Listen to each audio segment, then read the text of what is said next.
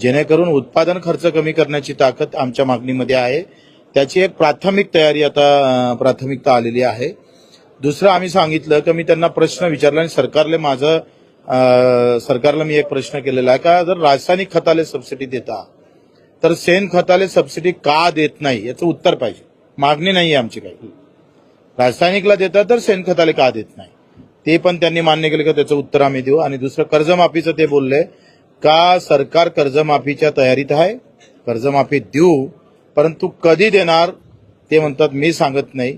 कॅबिनेटपर्यंत प्रस्ताव आणण्याचा प्रयत्न माझ्याकडून केला जाईल. त्याच्यामुळे कर्जमाफीबद्दल आमचं समाधान नाही.